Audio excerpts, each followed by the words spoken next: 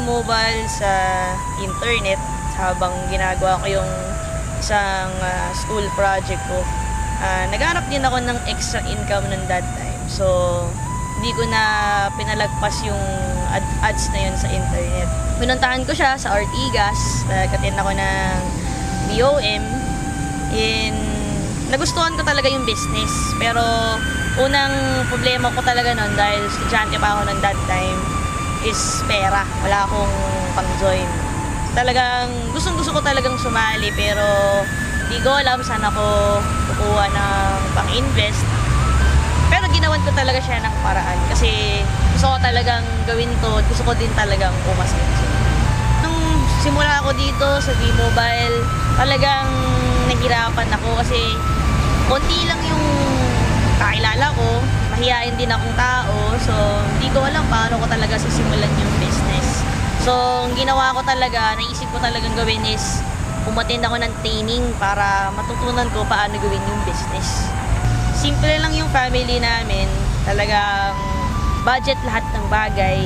Hindi ako makahingi sa parents ko ng panglabas, pangbili ng mga gamit. So, kaya naisip ko magkaroon ng pagkakaitaan kasi gusto ko talagang bumili ng mga gamit para sa sarili ko, mga gadgets, damit, and syempre marami din po akong pangarap sa buhay.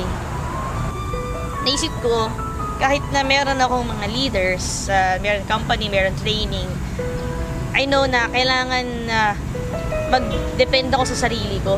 Kailangan ako mismo meron akong believe sa sarili ko na kaya kong gawin. Kasi kung nagawa ng iba, alam kong kaya ko rin.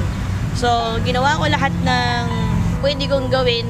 Nag-research ako ng trainings at nagbasa ako ng mga books.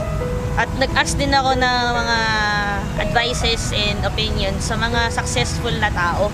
So by that, nakakuha ko ng mga tips and techniques. In-apply ko lang siya doon sa aking business and hindi ko napansin na effective talaga siya and talagang magbo-boom yung business.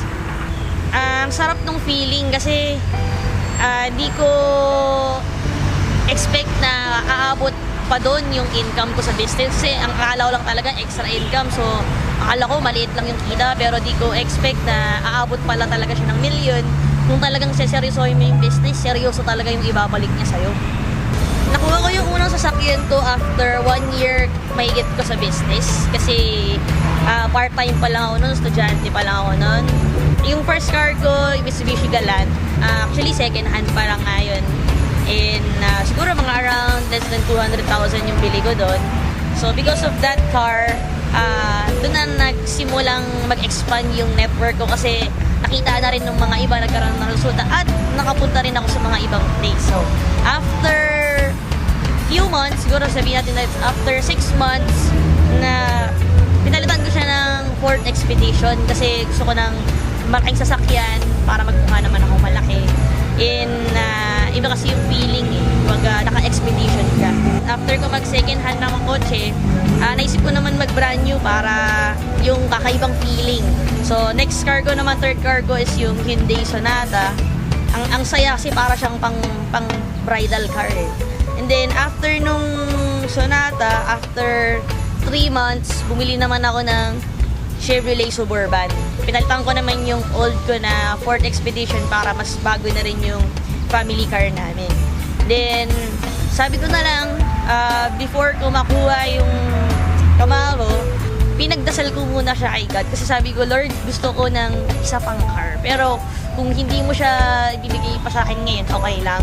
Pero, hindi ko in-expect na talagang darating siya. So, ito naman ngayon yung latest car ko, yung Camaro. Talagang, ang sarap ng feeling kasi dati hindi naman ako nakakasakay ng sasakyan. Wala akong sasakyan. Hindi ko alam kung makakabili ba ako ng sasakyan. Hindi ko rin dati na-experience na pumasok ng showroom at from that day is pwede ka nang bumili ng sasakyan. Nung una pa nga, ayaw ko pansinin ng mga agents kasi siguro akala nila isa lang ang musmus na bata. Pero di lang nila alam na ako na pala yung bibili ng sasakyan. So, iba talaga yung feeling kasi parang iba yung achievement na mararamdaman mo eh. So, talagang sobrang thankful talaga ako sa business, sa V-Mobile, and tsaka syempre, yung determination ko na gawin yung business. Sa lahat ng nag-reject sa akin, maraming salamat kasi dahil sa inyo, lalong lumakas yung loob ko na gawin yung negosyo at patunayan sa mga hindi naniniwala sa akin na kaya kong gawin yung business with or without you. Dahil sa inyo, yung spirit ko na gawin yung business talagang sobrang grabe. Advice ko sa mga new members, number 1, maniwala muna kayo sa Diyos. Kasi siya yung nagbigay sa inyo, nagturo sa inyo ng opportunity na ito. Magtiwala din kayo sa company kasi yan yung magbibigay sa inyo ng mga commissions ninyo. And lastly, magtiwala kayo sa sarili ninyo kasi wala namang imposible kung marunong kang